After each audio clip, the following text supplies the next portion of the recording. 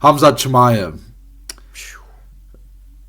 For He's the pretty fourth time in his good. is it just his MMA career, right? Well, Or for sure the UFC though. no, Only fourth time in his UFC career out of 6, by the way. that I he's mean, had one strike or less landed on him. that's blasphemous. You know, there's only one number less than one, and it's zero. So, Yes.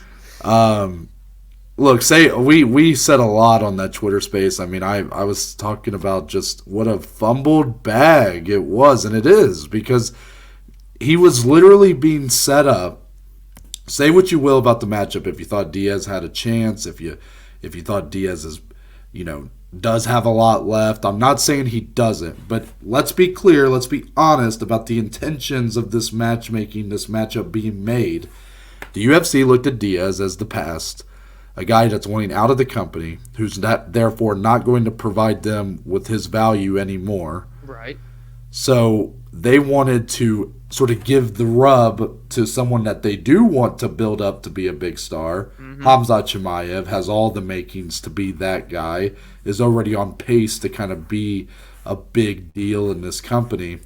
So they put Diaz with him, even though it doesn't really make sense from a matchmaking perspective, from a ranking perspective. Yep. But they do it because Diaz on his way out. He's the biggest star, really being active in the sport right now. Khamzat needs that push. Khamzat, if he were to go in there and get a real clean win like he did here with Kevin, Yeah. I mean that would have skyrocketed his just clout in the MMA game. But then he missed his weight by 8 pounds, nearly 8 pounds, and embraced it. He has embraced full on the villain role. Yes, he has. Because it seemed for a while we didn't know. He kind of leaned, like he sort of would lean the villain way, but then people just loved watching him fight so much. And the performances, the Gilbert Burns fight's one of the best fights of the year. Yeah. I felt like he had won out, like he had a ton of fan support.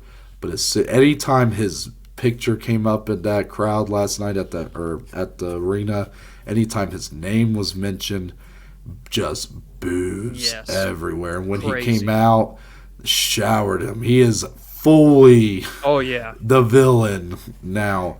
And despite all that went against him there, the missed weight, kind of the way he reacted to the missed weight, he kind of flips the bird at the media.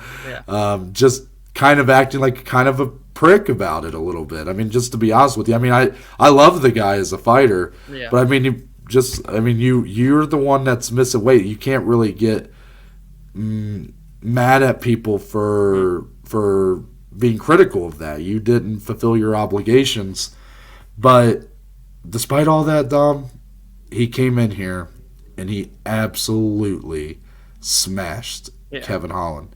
Yeah. In a very highly intense, just emotional a fight probably for both guys, considering what happened at the press conference and that really what you saw in the video that was released.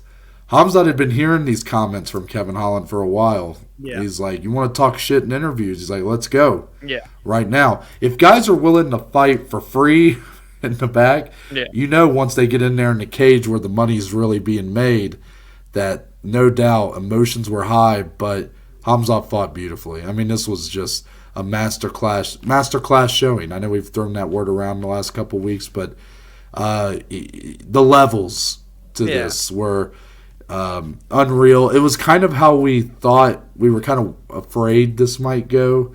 Not afraid. Not that Khamzat getting a win like that's a bad thing, but you obviously want the most competitive fight you can get, the best fight you can get. Yeah. And we were kind of nervous that this would be a bad matchup for Kevin Holland, and it appeared to be that way.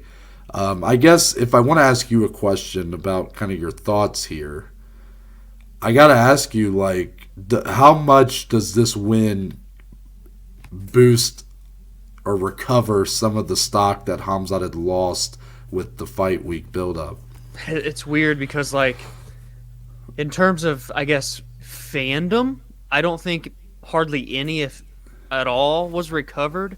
But his stock in terms of an aura around him and just wanting to see him fight, because now people are going to tune in Noah, not to see him win and dominate, but to see him fail. And that is what's going to bring eyes to him now. I think his stock, all things considered, still increased because there's just going to be this intrigue to see him against more top guys, because that's clearly next. Weight class, TBD. Don't know what the hell's going to happen there. But just like people are going to want to see him win. People are going to want to see him get tested. We've only seen it once in 6 fights, and it was against the top guy, Gilbert Burns. Will another top guy, like a top 5 guy or a Colby, give him the same sort of issues? So again, like in terms of gaining fans and hype and whatnot, I don't even want to say hype. I'm just going to say gaining fans. That doesn't increase, but just this, I don't know how to describe it. Something is still going to increase for him. People tuning in to see him fight for one reason or another. And it was a flawless performance. Kevin Holland, the scrambles to start were pretty wild. He was trying his hardest, but it did just show the levels in which Chimaev has accomplished thus far and is only going to continue to do as he's only entering his prime right now. It's a scary fighter. It is one of 2 very scary fighters on this card, and Khamzat, of course, is just way ahead of the other that we'll talk about later. What a performance. I don't know what's going to happen next for him, though, Noah. I agree. I agree that it's like, what a performance, but I kind of disagree with you on his stock aura going up here, because I think there's just too much chaos around this fight being made in the first place. Like, yes, I understand he goes down and fights a guy who weighed in at the weight that he weighed in at, instead of having that unfair advantage. But I think people are still going to view it like he just had an unfair advantage at all this week, because it was a bad matchup. He's obviously a fantastic wrestler, and Kevin Holland's had issues with wrestlers when he's been on a full camp. Yeah. So I think that while yes, it's still it adds another not. It's definitely a part of the story of Khamzat. You add that to that those numbers, those crazy statistics, 4 fights with 1 striker less. I mean, that's just insane. Yeah. But I don't think the stock's gone up at all. But I do wonder, you probably did you check out Dana White's post-fight press conference? I didn't get to see all of it, no. So I have not watched it yet. I will after this recording.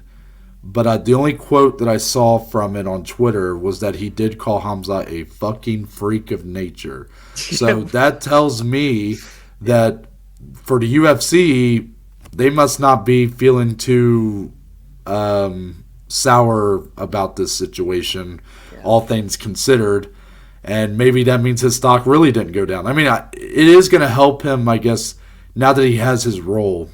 People are just going to want to watch to see him fail, which I think actually helps him in a lot of ways with building that stardom. Mm-hmm. But Dominic, he's made this case to be the next welterweight contender, the next guy fighting for the belt. Yes. But he just missed weight by nearly 8 pounds. Right. How could you trust this guy to make weight, especially when you consider kind of how his reaction was to it too? Like, there was no reasoning given. I'm sure there's something. The rumor is there was an injury, but he's a big guy. There's been people who have questioned how long he could make 170.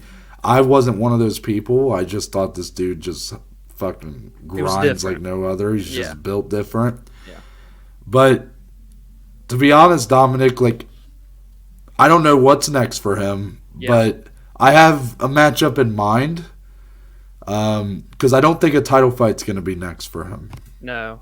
Let's put it like that. Because even though I predicted a little while back that he will be the middleweight champion by this time next year, and I still feel like even more than ever that feels like a realistic possibility, I don't think they're going to reward him with the title fight coming off of this. Right. Regardless of weight class. Even. Yes. What I think, though, is his next fight is going to set him up with a win, and then he gets a middleweight title shot, and I think that's going to be against Paulo Costa. Oh, man. Paulo Costa, of course, and him actually had exchanged somewhere. That was actually something we did with all the Fight Week Madness. That was like on Tuesday. They were at the PI. At the PI, they were exchanging words, talking about they were going to fuck each other up and all this stuff. and it kind of got lost in the shuffle because everything that happened. Now there was some really funny memes where it's like that's Paulo Costa's music and it's like the WWE stuff. It was cracking me up. But I think if the UFC can just push Khamzat, like, hey, because Leon and Usman, like maybe you do go back to 170, in the future because he's really talking about 2 belts. Yeah. But because you got your next title fight booked at welterweight, Leon and Usman have to run it back. As far as what matchup at welterweight would stick out, obviously a Colby Covington fight sticks out. But I think if I'm the UFC, I push him to go to 185, and you have that built-in little story there with him and Paulo. Yeah. They fight, he wins that, and they probably give him a title fight. I love everything about that idea. You've really hit me with 2 of those big kind of fight bookings of the last couple of weeks, and that one is one that I would have forgotten about because it did get lost in the shuffle, like you said, but that is a sick fight. 2 guys that love having themselves surrounded with some drama, and now they have a little bit with each other. Title shot on the line at 185. Dude, that is absolutely the move that should be made next for Khamzat. Yeah, I think that's really all that needs to be said there. Yeah. Chin up.